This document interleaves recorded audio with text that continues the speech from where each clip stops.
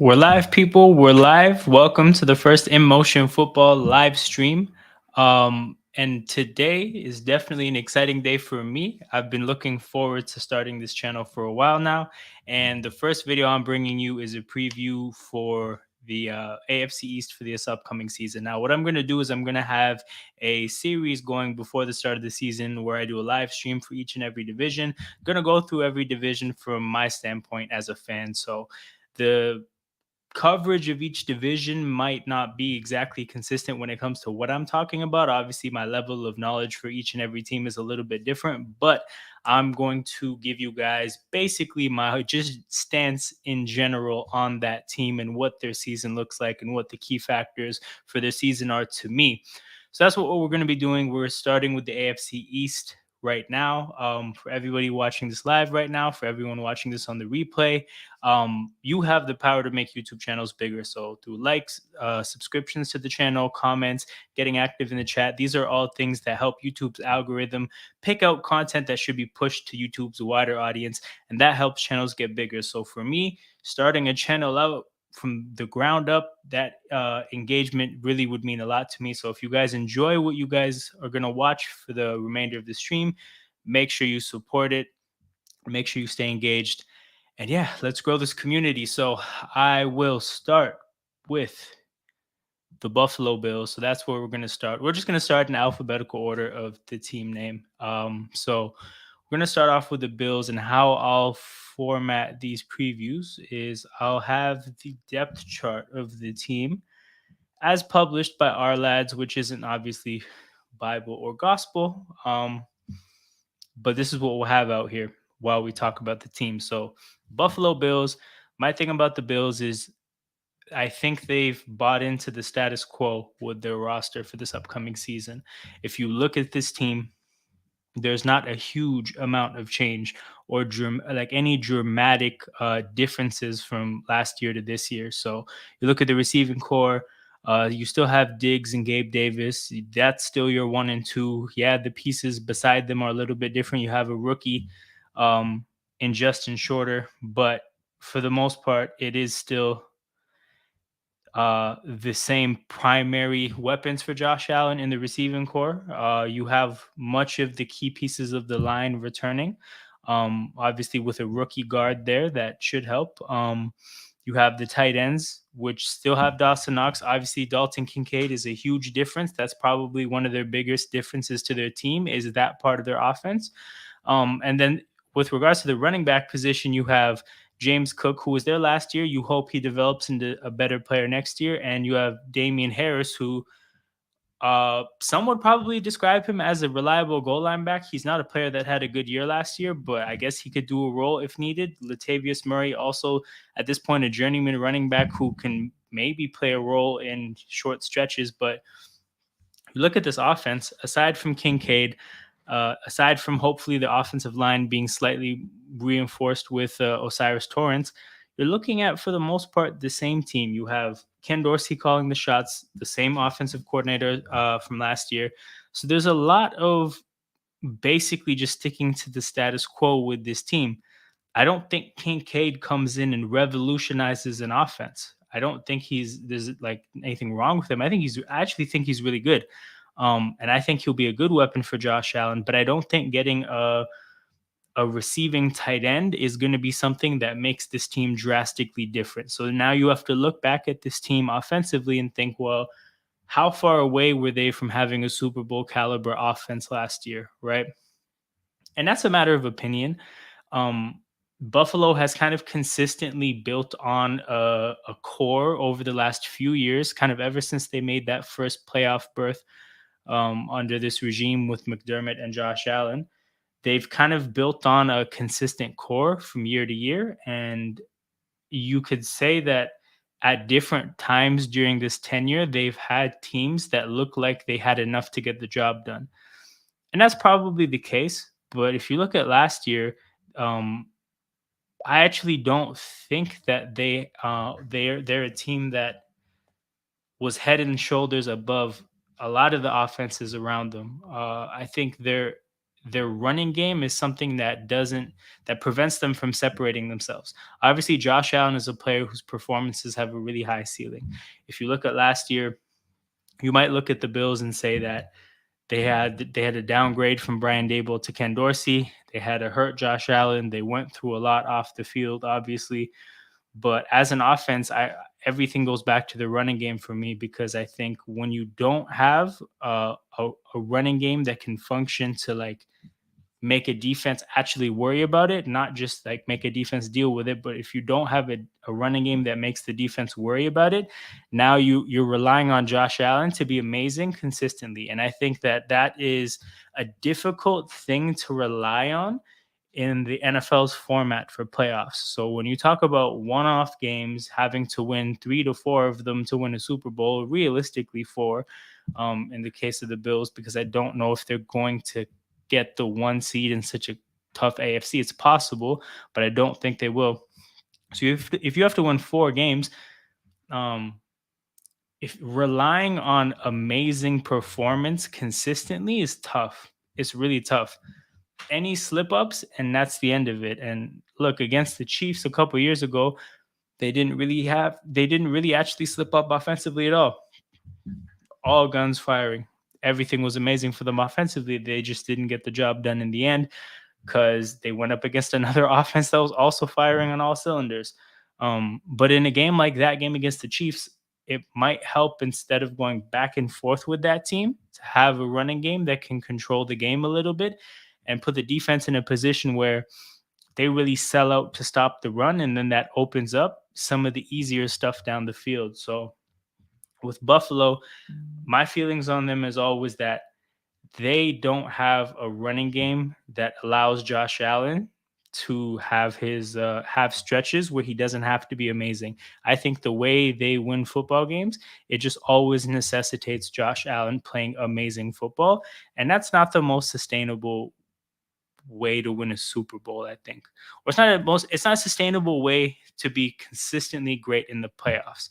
It makes it pretty tough in my opinion. So offensively, I look at what they have going on, and I hope for them that James Cook turns up a really good running back. I hope he shows up and he has taken strides as a player, and now him being a difference maker is something that changes their offense. Because while I think Kincaid will help, and while I think he has a chance to actually be like, if not their like standalone number 2 weapon in the offense behind Diggs, to at least be somebody that's in the mix with everybody else. Like I think he'll be right there with Gabe Davis and Dawson Knox as far as receiving weapons go for Josh Allen next year. But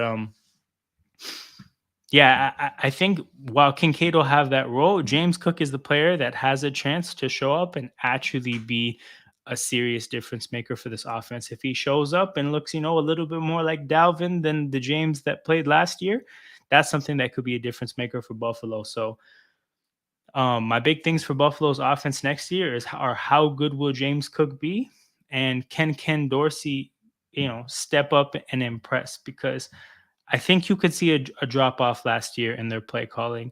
I think when Brian Dable was calling the shots for that offense, there were more moments of that offense looking invincible than last year.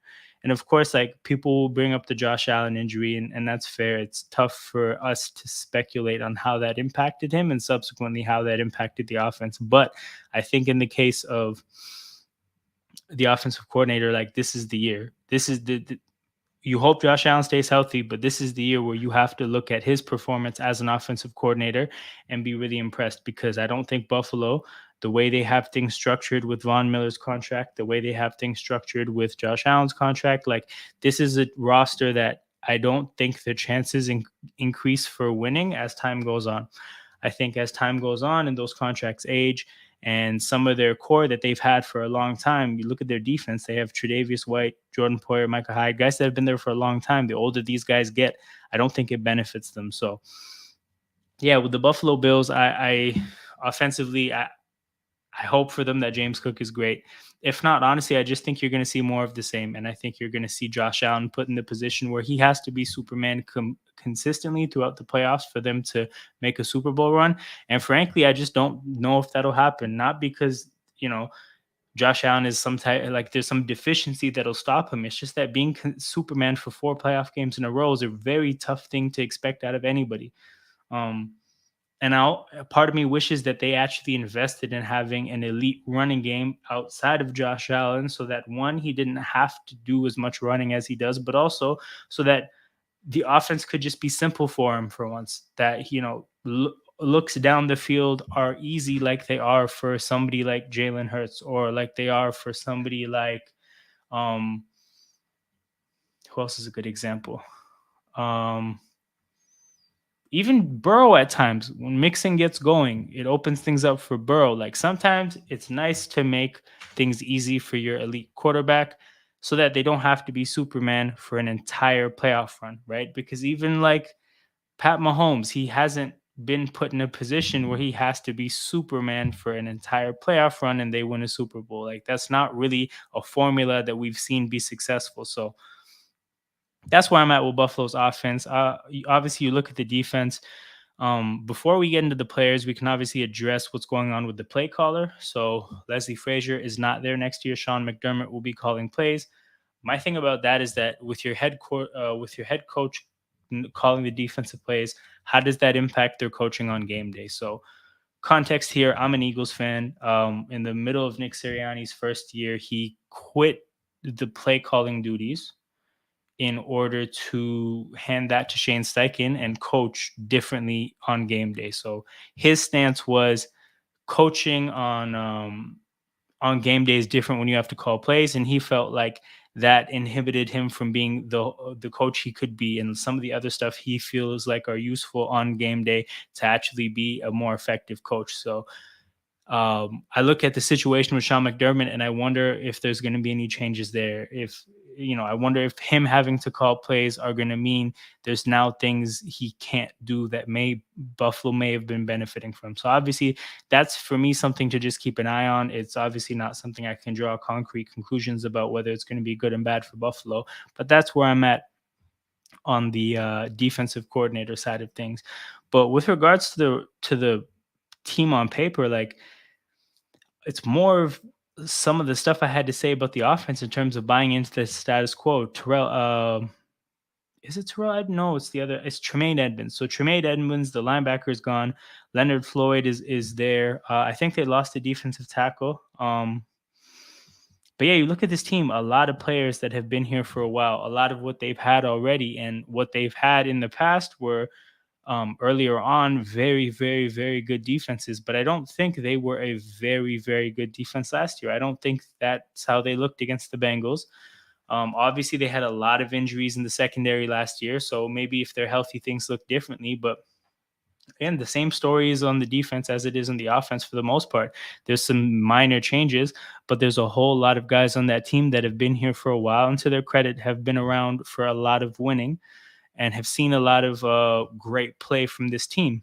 But a team that has been around for a long time and hasn't got the job done.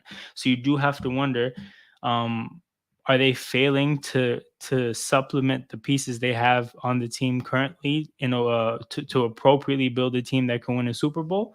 Or is it just a matter of letting the guys get enough cracks at it for them to get the job done? Because like you can't take away from them that they've played very good football over the course of the last 3-4 years, but you also can't take away from them that they haven't got the job done. So I think Buffalo in a way has kind of bet on a lot of the guys that are already in the room, and we're going to see what happens to them next year. Um, Ultimately, I think that they're in a very competitive AFC East, and they're going up against a lot of teams that have new things going on. Because as good as Miami was last year, they didn't have Tua when it counts. So if they show up with Tua next year and he's healthy down the stretch, that's a different team that the AFC hasn't really had involved in the playoffs for like the way it's going to be next year. The Jets are a pretty new team. The Chargers with Kellen Moore should be a fairly new team. The Ravens with their new play caller, they should be a new look team. Like there's a lot of fresh new stuff in the AFC. And then the Bills are kind of like the team that's already been there for a while that I'm sure people are familiar with. And they don't benefit from having the same familiarity with some of the teams they're going against. So that's something you have to think. You have to weigh the two things against each other, right? How much does consistency benefit you in the way of, obviously, things like chemistry and just familiarity generally amongst the coaches and the players? How much the benefits of that, how much good is that compared to the bad of maybe like that, the consistency in terms of players and coaches, resulting in other teams being really familiar with who you are and what you do and what it takes to beat you. So these are things we're going to have to watch for. This is my outlook on Buffalo generally. I'm curious to see how a player like Kincaid changes things. I'm curious to see how James Cook fares in terms of his own improvement. But again, I'm mainly just focused on looking at, you know, how does that decision age to stick with the team, such a similar team as the teams that they've had in the past. So with that being said, I'm going to pivot this to the Dolphins now. That's the next team we're going to get to. Let me see if I can scroll quickly. Now the Command F will have to do. So here we are. We're looking at Miami's depth chart now. Pivoting to the Dolphins, I look at their offense, and obviously, in a way, talking about this team is so simple because we know what the deal is. Tua is the quarterback. Tua played some pretty good football last year. Tua also got a lot of concussions, and at times it seems like with those concussions going on, had his shaky moments and then had his fair share of time not playing football. So what is the quarterback situation going to be? Because while I think Mike White showed some good things with the Jets last year, I think if Mike White's the quarterback, they're not making any noise. And if Tua's the quarterback, then they are going to make their fair share of noise. But while that point is so simple, and that is something that is such a big decider for what happens to them next year, we're just going to put that to the side because I think it's a take and it's an opinion that's, yeah, it's kind of a common sense thing. Everybody understands it. Everybody's had these conversations. There's not a whole lot to say. So I guess what I'll try to do is I'll try to focus on some of the other pieces that they have on the offense and what I think of some of these pieces. Like their offensive line is one that I don't actually think looks great on paper, and fair enough, it was effective enough last year to have some type of productivity offensively when Tua was there. But honestly, I look at this team and I don't see a offensive line that scares me at all. I don't see an offensive line that I look at and say, look, they're going to keep Tua upright consistently down the stretch. December, January, when weather's not good and we got to keep Tua upright. We need this offensive line to keep him clean. I don't know if I have that faith in them. And I think in the case of a team like this, their performance will be really important. And the reason I say that is because they didn't keep Tua clean last year. He got hurt, partially, you could say, due to his own prone, like the fact that he's prone to injury. You could also say maybe he doesn't know how to roll, right? But they were not keeping him clean at all. He was getting hit. You can't run away from that. That happened. And then you even look how their offensive line matches with the offense as a whole. Tua is not a mobile quarterback. In my opinion, a lot of the times he got hurt last year, a lot of the times he got hit, part of it was because he felt like he could get away from pass rushers, but he couldn't actually. Like that hit where he got hurt against Cincinnati, he's trying to scramble around and make a play, and he just fails because the pass rusher gets to him in a moment where I think he thinks he can make the miss or he thinks he can outrun them, and he's just wrong. But that's the thing. Like Tua is a quarterback that, like, he's not the stiffest quarterback in the world, but I don't think he's a quarterback that you can rely on to extend plays where the offensive line messes up the protection. So I think they're going to be relied upon quite a bit to keep him clean down the stretch when you go up against the best defenses in football, because inevitably that's what's going to happen in the playoffs. And then also, if you look at their running backs and you look at their scheme, right? Raheem Mostert, Jeff Wilson Jr., and Devin A. Chain. So, the McDaniels runs a lot of the same schemes that we've seen in San Francisco. We've seen what it's about in terms of heavy outside zone, heavy trying to get running backs into space. And ultimately, this is an offensive line that if they don't do the best job creating lanes for their running backs, these running backs, Mostert, Wilson, and A Chain, are not the running backs that are just going to like grift their own yards through difficult circumstances. These are running backs that you kind of have to hand the opportunities. And that's a pretty simple statement. Like somebody could say that that applies to all running backs, right? But I think there's a scale to which there's some backs you could say like they're going to make the most out of bad situations, and then there's backs that that same slider has to be put to the other side of this running back will make the least out of not great circumstances when it comes to the running lanes. So yeah, that's these are running backs that I look at that way. Like they're not the best running backs to make things out of bad situations. So you look at the running backs, you look at their quarterback. These are two components of their offense that I think need the offensive line to function. And now let's look at the offensive line. Connor Williams, a guy who struggled with penalties in Dallas. I'm an Eagles fan. I remember him on the Cowboys. I don't know exactly how he fared on the Dolphins individually, but I don't remember him being that good of a player. Isaiah Wynn, the Patriots got productive young players on the offensive line these last couple of years. He's not one of them. He was a high pick for them, and they ultimately cut him loose. How many players leave New England and succeed like that? Like it's Bill Belichick. Now, obviously, as a GM, he has serious flaws that we'll get into later when we talk about the Patriots. But, you know, what can you expect out of Isaiah Wynn in the way of becoming an elite player? I'm not sure. I think he was drafted as a tackle. Now he's playing guard. Maybe the positional change helps him. But yeah, this offensive line, I think they're an offensive line that because of the circumstances around them, more is being asked of them than maybe some of the other lines. But yeah, the standard is the standard of expectation is going to be really high, and I'm not sure if they'll live up.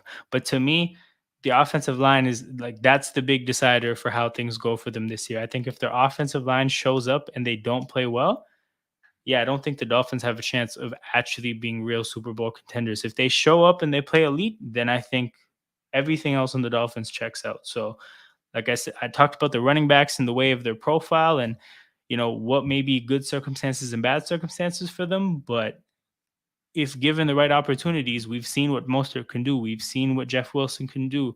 I like the rookie A Chain, right? They have the guys that can get yards if the scheme does what it's supposed to do. Then you look at their receiving weapons. Obviously, they don't have Gesicki anymore.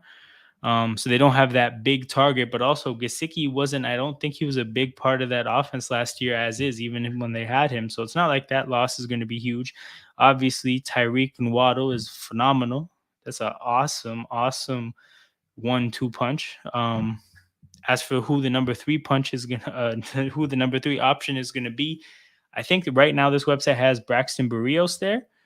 Cedric Wilson, I think today just accepted a pay cut to stay on the team, but I don't think that that suggests that he's going to be a player that's going to play a lot. But, with Waddle, Hill, and Berrios, you have, receivers on the smaller side who are supposed to beat you with agility and quickness and change of direction and just too hard to get on the ground. You put them in open space and they do really well.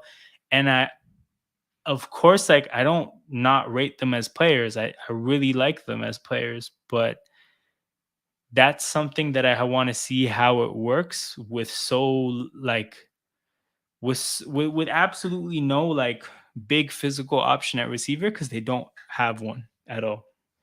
And maybe this is just Eagles fan PTSD, but I remember the days of Deshaun Jackson and Jeremy Maclin where everything would look so amazing at a lot of different points in the season, but then you get to the playoffs and just something happens, like the lack of having a receiver that can just go and get it, that can complement that style with in certain circumstances when faced with certain kinds of defense, just a receiver that can make a contested catch, that can make a tough catch, that maybe doesn't have to get open. Having that kind of player is definitely something that I wish we had as an Eagles fan. So it'll be interesting to see how these Dolphins receivers fare. Obviously, it's not like the point isn't that Tyreek Hill can't get it done come playoff time. Obviously, he's elite. He will get it done. But the point is like in Kansas City, they had Kelsey as well, right? They had two guys that complemented each other. There's no complement in Miami in the passing game. It's all about kind of the same thing, right? And even with their running backs are about speed, and just like everything about this offense is catered towards like space and speed. When what you do is that consistent and that simple in a way, I immediately get scared of what happens if you get figured out slash when you get figured out, because the reality is I think that, again, what playoff time is you're going up against usually the best defenses in football week in, week out. What's going to happen, like, if they have to run off 3-4 games to win a Super Bowl? Are none of the defense is going to find a way to cope with this, right?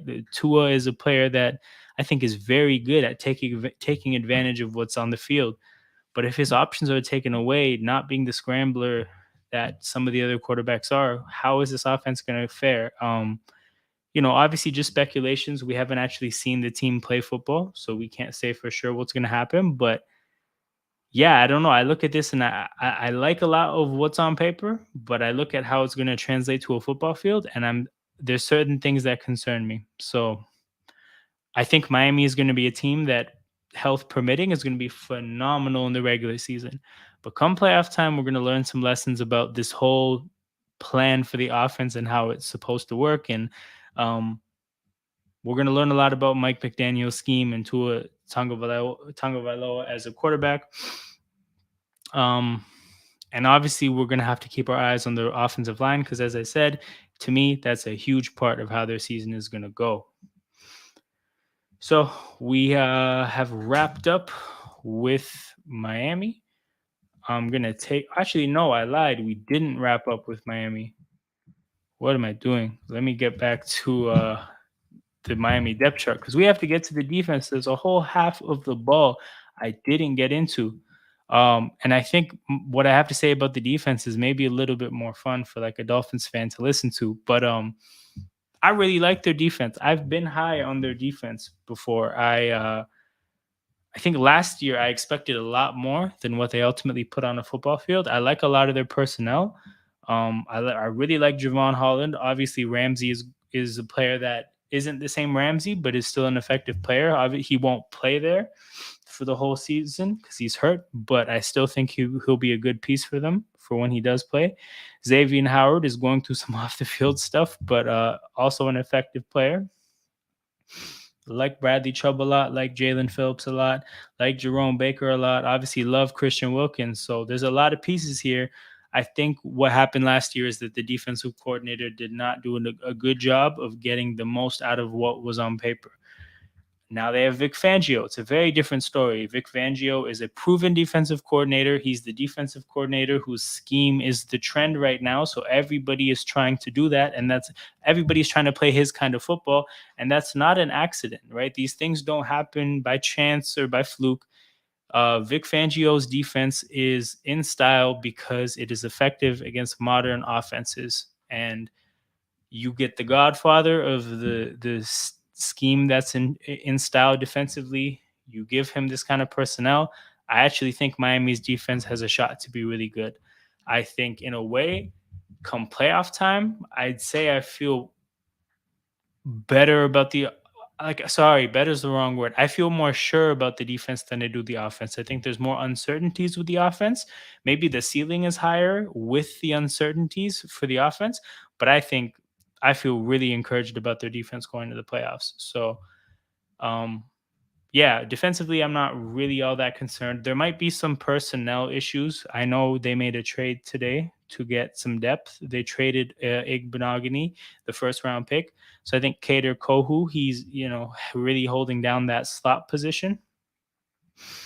And yeah, I think they like a lot of their personnel defensively. I like a lot of their personnel defensively. They have Fangio. I don't really have concerns about their defense. I think their defense will be good. We'll see about Tua, the offensive line, and their personnel and scheme. We'll see all about that come playoff time. But the defense is not something I'm particularly pressed about. So now we'll finally properly pivot to the Jets. Obviously, with the New York Jets, there's a lot to get into. It's a very interesting thing. So we'll get right into it with the Jets. Offensively, obviously, the big thing is Aaron Rodgers is a Jet. The quarterback is not Zach Wilson. It's not Mike White. It's not Strevler. It's Aaron Rodgers. Their sensational rookie running back is back, and he's not under pressure to be amazing immediately because they have Dalvin Cook. They have, I think, in terms of the tight end position, they have the guys returning from last year. The offensive line has a lot of the pieces from last year, I'm pretty sure. And then their receiving position has Garrett Wilson, who again sensational rookie last year, plus Miko Hardman and some of Aaron Rodgers' friends. So I guess the best place to start is Aaron Rodgers. And my thing about Aaron Rodgers is I don't actually think he was that good last year. Like I think there was a demonstrated decline last year from like what we understand to be Aaron Rodgers' prime. I don't think he was close to his prime last year. For what it's worth, I also don't think Brady was close to his prime his first year in Tampa Bay when he won a Super Bowl. The point was, in my opinion, is that Brady, understanding he's not the same player he was in his prime, went to a team that could facilitate winning football in the stage he was at the time. So you go to Tampa Bay, great defense, good coaching staff, steady offensive line, great weapons, and you get the job done, right? Because these are the pieces you need at this stage in your career. So I look at Aaron Rodgers and I actually think he's in a similar position. I don't think he's peak Aaron Rodgers anymore. And um, I don't know exactly how big of an issue that is for the Jets because we still have to see them play football. But in my opinion, he's still good enough for them to win a Super Bowl. But I don't think he's as much of a driver for winning the Super Bowl that some people think he's going to be. Like there's times in his prime where you look at Aaron Rodgers and it's like, look, things don't have to be perfect around him. This guy can carry you to a Super Bowl, even though it only happened once. And that really wasn't a carry job by any means. It always felt like Aaron Rodgers can carry you to a Super Bowl. I don't actually think Aaron Rodgers is going to carry anybody to a Super Bowl anymore. I think he needs help. Fortunately for him and the Jets afford him quite a bit of help. You know what the running backs are going to do. Brees Hall, I think because he has Dalvin Cook, is not going to be pressured into playing before he's ready. He's going to get the opportunity to be eased into the games, and when he is on the football field, he'll definitely be looking, I think, pretty close to his rookie year because he won't be rushed into playing while he's hurt. Dalvin Cook, another player who I don't think is necessarily in his prime anymore either. I don't think he was that great last year. But again, I think Cook and Brees Hall are going to benefit each other because they're both going to keep each other fresh. They're both going to allow each other to thrive in limited is the wrong word, but thrive in a shared backfield where neither of them is carrying the burden to be a superstar running back by themselves, but they can, as a duo, function as a superstar duo. And then, of course, with his passing targets, man, Garrett Wilson, I think, is going to be sensational as a wide receiver. Fundamentally amazing. A player that obviously he wears number 17. We've seen Aaron Rodgers ball out with a 17 before. We've heard a lot of hype about Garrett Wilson. I do expect pretty big things from him.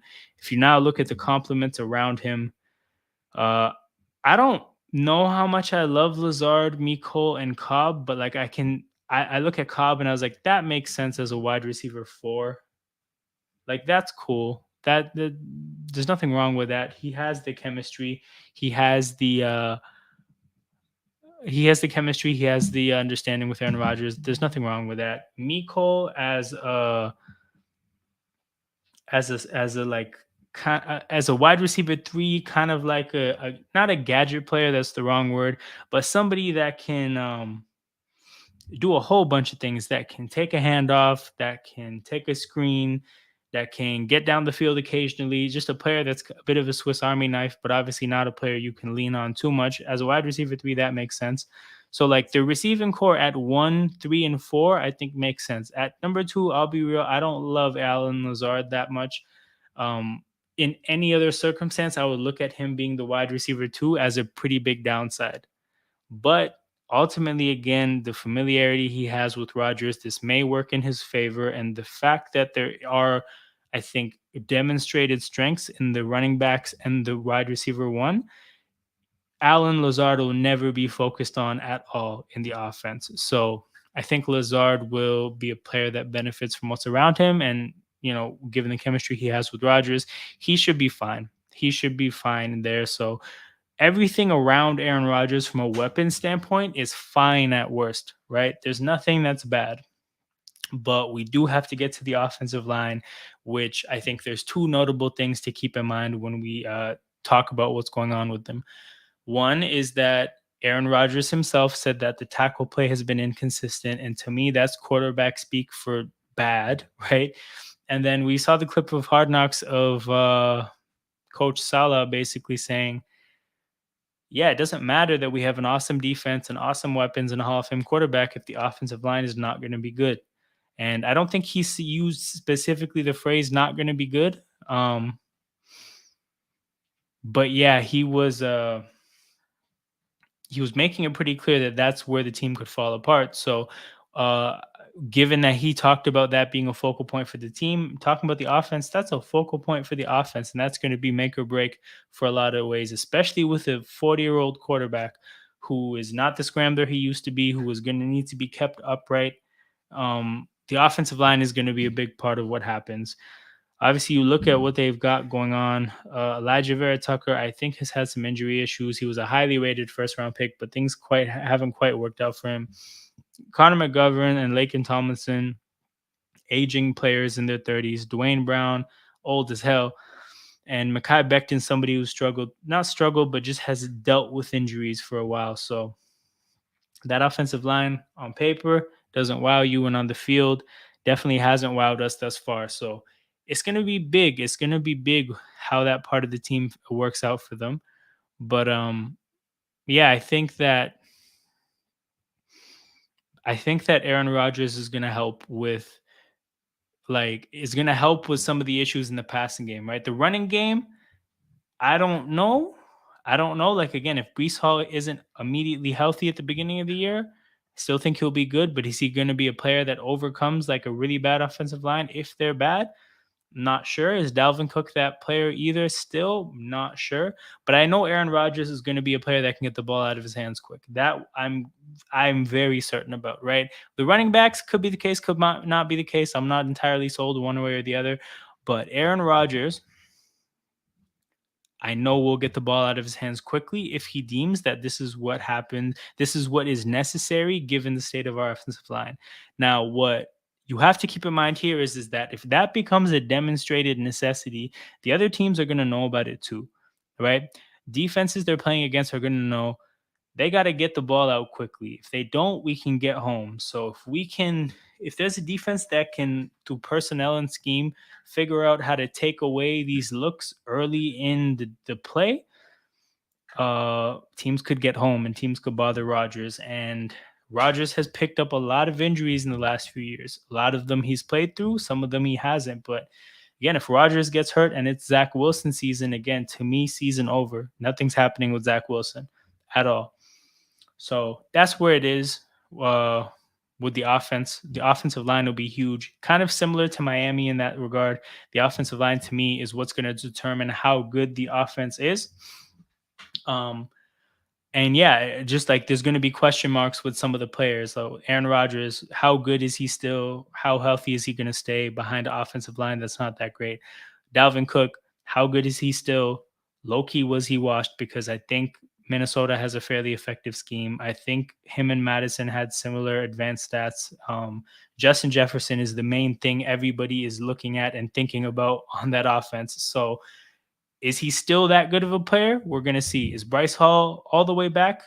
Is he a healthy player? We're going to see. Is Alan Lazard capable of being a wide receiver too on a Super Bowl contender? We're going to see. Garrett Wilson is a sure thing, but there's a lot of stuff we're going to see. And I think the offensive line is going to be the decider of what happens. I think they perform well. Everything works out for people around them. If things go wrong, it's because of them, and that's the unit that's going to trigger the domino effect for their offense. So that's that for the offense.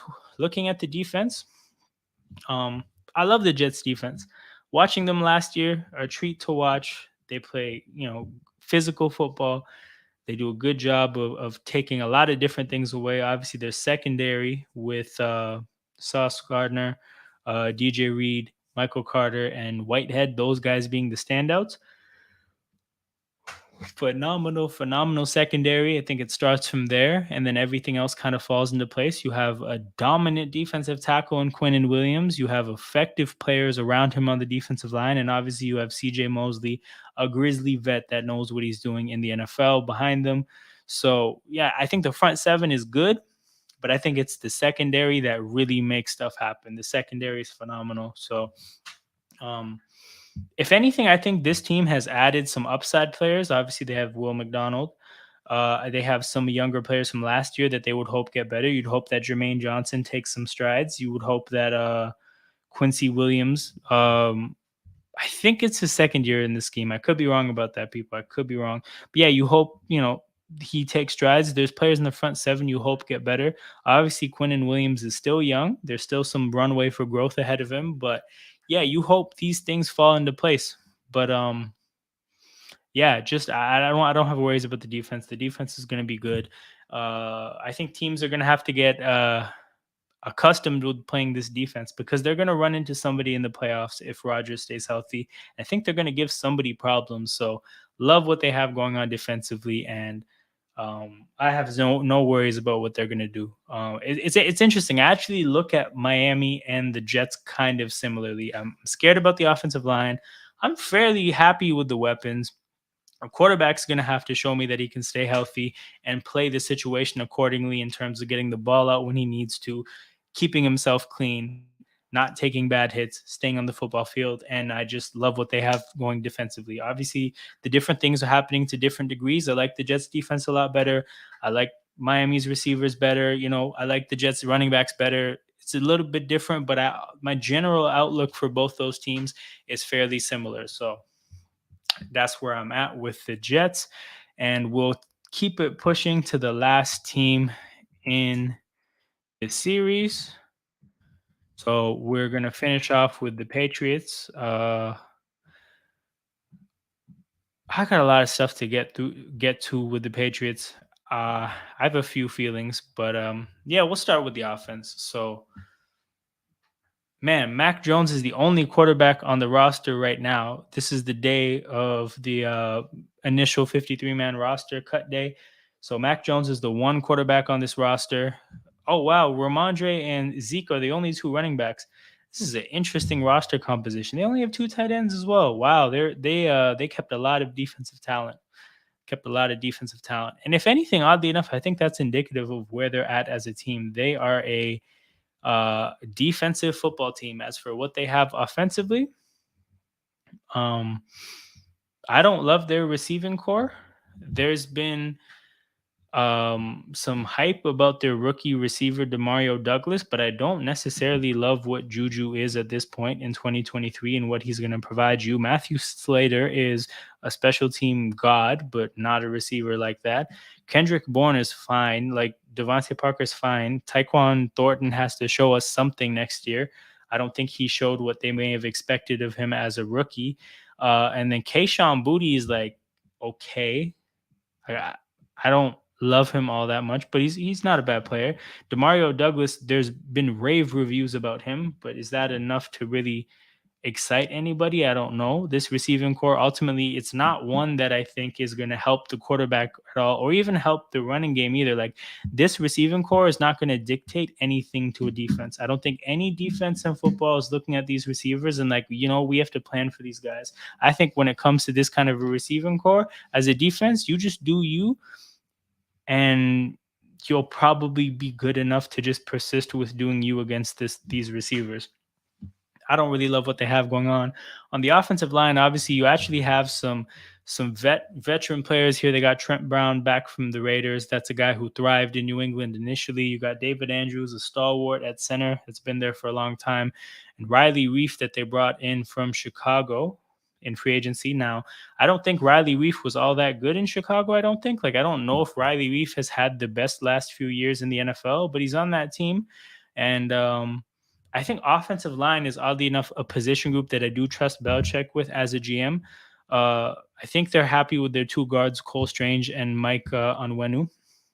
I know Onwenu is a player that they've I think he's panned out pretty well as a sixth round pick so far. But like I expect the offensive line to be good. I don't expect it to be elite or very good by any means, but it'll be good. It's not going to be bad. Um, but then yeah, you look at their weapons as a whole. Like their tight end room is probably their best offensive room with Hunter Henry and Gesicki. But even that, it's like fine. It's nothing special about what they have going on over there. Again, I don't know if this is going to dictate anything from a defense. And also, what people talk about is with the two tight end set is that you have two tight ends that both are going to be able to function as blockers and receiving weapons, so that when you put two tight ends on the field, the defense might look at that and say that's a running formation, and then you can run a passing play out of that and really catch a defense in a vulnerable position. But Mike Gesicki is not the kind of tight end that lends to that at all. Mike Gesicki is basically a receiver. He's not out there to block. So like they have one inline tight end that's like a real like established inline tight end. And Hunter Henry, I don't think has been overly productive as a Patriot either. Um, I don't really love that room either. It's fine. Like it's good. They'll probably both be fairly productive, but they're not going to be anything special. Um, did I say that the tight end room was the best position room? I'm wrong because the running back room is, and that's even considering that Zeke isn't good. So I'll get to them before I talk about Mac Jones. I think Ramondre is really good. I like him a lot. I think he's a dangerous player, and I think if he was in a better offense as a whole, people would look at him a little bit differently. I think he's a pretty effective player. I think Zeke is fairly washed, but he's still cash in short yardage situations. So you have a pretty clear role differentiation. Zeke is going to be the guy who gets you your touchdowns, your third and ones, your fourth and ones, your anything short yardage. Zeke will be good. Everything else, Ramondre will be good. So that running back room with the offensive line, it should be the bulk of what you can rely on in the Patriots offense. But everything else is it's unreliable to me. It's not something that I would put a lot of stock in and feel good about it. And for a quarterback like Mac Jones, I honestly think I almost feel bad for him because I think he's in a weird situation. I think that he's had a really bad experience with offensive coordinators thus far. He had a good one. I think, yeah, he had McDaniels for his rookie year. He looked fine as a quarterback. He looked terrible last year with a terrible offensive coordinator. And now he has Bill O'Brien, right? But again, does he have the weapons around him for this to be, an easy offense for him to run? No. And I think sometimes that's an important thing to afford a young quarterback in the stages of their development. Give them the platform to grow by making their job a little bit easy to start, and then essentially lean on them more and more to carry your offense as they get older and get more established. Mac Jones is a quarterback I don't think had that. He hasn't been afforded that luxury. But also Mac Jones has his own stuff. Like he's not perfect by any means. He hasn't shown that like he's great and everybody's letting him down. He also has to step up to the plate and be a better player next year. But I don't think that this offense necessarily is a great platform to do that. So I don't expect him to be all that good. I don't expect the receivers to be all that good. I expect the running backs to be good. But in the modern NFL, that is not a recipe for success. That is some 2006 football right there. And I don't think that it's going to get it done in this day and age. So that's where I'm at with this team. Ramondre and Zeke are going to have to carry the offense, and I don't think that they're going to get it done. Obviously, part of what I mentioned is that the offense is, it's complementary to the defense. So maybe this offense would be able to function if you had like the 2000 Ravens defense or like the 85 Bears. And to the Patriots' credit, I think they're going to have a damn good defense next year. I think their defense is going to be very good, but I don't know if it's going to be good enough to carry the offense. I think ultimately this team will finish last in the division. They're not gonna be a team that makes any noise. I don't think it's gonna be a situation where they're like a good last team in the division because the other teams are just so good and maybe they're wild card contenders. I don't think they'll make the playoffs. I'm fairly certain about that. I think their offense is gonna struggle, but um, with regards to their defense, with regards to their defense, I like a lot of what they have going on. Sometimes with the Patriots, we get lost with the fact that we might not look at these names and have these names pop to us and look at them as like amazing players. But the interior line for the Patriots has always been made up of steady guys, and then I think there's other difference makers around them to get the job done. But if you look at guys like Lawrence Guy, Devon Godshaw, Christian Barrymore. These are the guys that Patriots' defenses tend to be built on in the trenches. And then Judon is phenomenal. Josh Uche looks promising. They added Keon White. There's a lot going on there. I think their defensive front is going to be really good. Obviously, Jawan Bentley's has a lot of experience in that defense. Is somebody who they've liked for a long time. I think their front seven is going to be good. Obviously, this is Bill Belichick, the best defensive coordinator ever.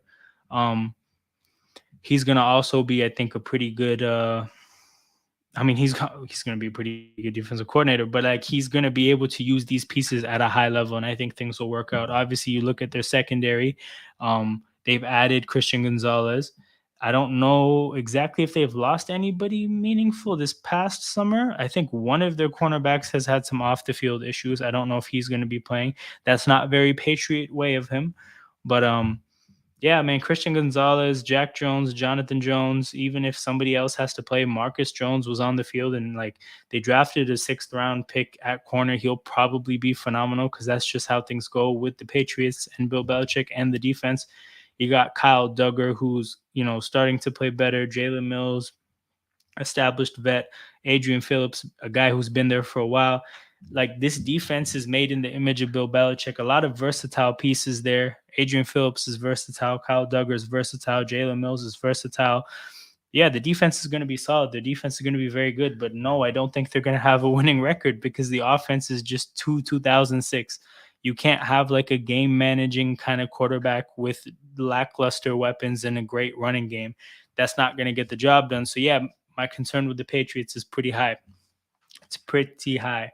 So yeah, having gone through all the teams, I'm gonna wrap this stream up with a prediction of the outcomes in this division to end off the stream, and I'll type it in the chat and then put it on the screen. I'm gonna kind of go off on a limb here. I'm gonna be a little bit adventurous. I'm not gonna be reserved with this one, so I'm gonna go. Uh, let's go Jets first.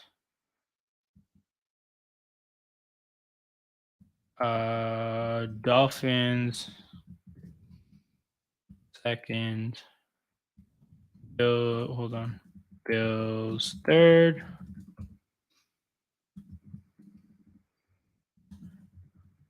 Pats fourth.